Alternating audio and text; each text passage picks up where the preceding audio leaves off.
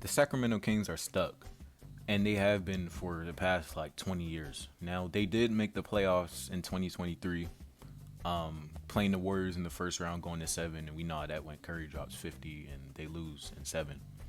But since then, the Kings have been in the playing tournament and have not made it to the playoffs since. And I think they've been the ninth seed each year and just lost in the playing and missed the playoffs. And it's really unfortunate, man. Like in 2023, the Kings were one of the most exciting teams in the NBA. They were that upcoming team. Like, watch out for the Kings. Like, they can make some noise in the West. You don't want to see them in the playoffs or whatever. They kind of reminded me of the Grizzlies. You know, they had De'Aaron Fox, fast, athletic point guard, just like John Morant. They were a young, scrappy team. They pushed the Warriors to seven. Like, I thought they could really do good things in the league. I thought they can really be a consistent like maybe like top team in the West. They were the third seed that year.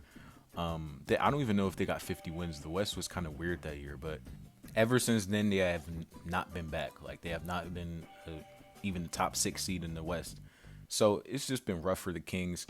And then they've made questionable moves. Like they've traded or they've traded for Zach LaVine and DeMar DeRozan, a formula that clearly did not work in Chicago. So I don't know why they would trade for two players that clearly didn't fit next to each other.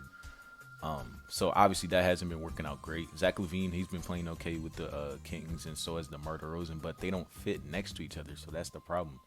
They have Zach LaVine, DeMar DeRozan, and Sabonis as their big three, which doesn't fit together. I think maybe Zach LaVine could play off of Demontis Sabonis, but as soon as they got DeRozan, that's when things started going downhill. DeRozan and Zach LaVine, they just don't mesh together, and we've seen that in Chicago for the years that they were playing together. They did pick up Dennis Schroeder in the offseason, which I do like. He played great for the Pistons last year. He was a great backup point guard. Maybe he starts for them. I don't know who's going to start between him and Keon Ellis. But the Kings are just in a weird position. Like, I don't know how they can get back good. And people are calling them Bulls West. They traded for Zach LaVine and DeMar DeRozan, so they basically are the Sacramento Bulls. And they've been mid for the past couple years. I really don't know where they go from here. Of course, they have Keegan Murray. He's a good young player. They have Keon Ellis. He's a good young player, a great defender. And they also have a new coach, Doug Christie. They used to have Mike Brown, and last year Mike Brown wouldn't play Keon Ellis, which is very confusing. And the way he just ran the team was a little confusing. He did win Coach of the Year that year that they made the playoffs in 2023.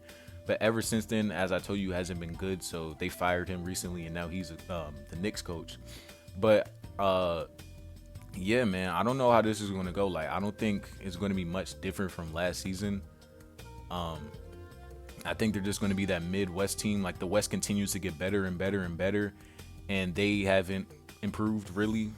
Like, maybe with Zach LaVine, DeMar DeRozan, I guess they improved, but this is really just keeping them in that mid position. Like, there's so many teams that could be better than them in the West, and I really think they're just stuck. Like, I don't know what they're going to do. Like, they might just have to blow it up soon, but if you're the Sacramento Kings, if I'm the Sacramento Kings, I wouldn't want to blow it up because they, in 2023, that was the first time they made the playoffs in like 20 years, and this is the closest they've been to the playoffs in 20 years.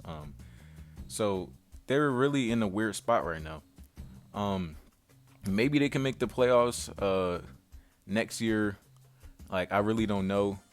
Like, they have a solid roster on paper. Like, this roster isn't bad at all, but it's just weird. Like, they're not good enough to compete in the West for a playoff position, but they're also not bad enough to miss the playoffs completely and just be a horrible team. So honestly, what I think they should do is blow it up. I think they should just blow it up at this point. Like, they already traded De'Aaron Fox last season. I think they should just trade Sabonis maybe this offseason or in the middle of the season. I don't know what they're going to get back for Sabonis because I don't know what his value is, and these stars' value has been confusing. Like, KD didn't get traded for much. I think he only got traded for one first-round pick. But Desmond Bane, on the other hand, he got traded for like 4 or 5 first-round picks. So I don't know what you can really get back for Sabonis. I don't know who wants Sabonis. So I think they're probably stuck with LaVine and DeMar for a while. So they're going to have to keep them. But Sabonis, maybe he can go. I don't think Sabonis will really be like the center for a championship team.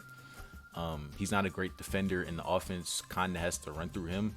So I don't know how he's going to fit along stars, but maybe they can trade him and get some stuff back for Sabonis. But I really don't know how this is going to. I really don't know how this is going to work for the Kings. They did draft Nick Clifford, and I really like Nick Clifford. I think he can provide a lot for them, but he's not going to he's not really going to change that much. He's not like the franchise cornerstone. Like he's not going to help them make a playoff push. So like we'll see what happens with the Kings, man. It's not looking great.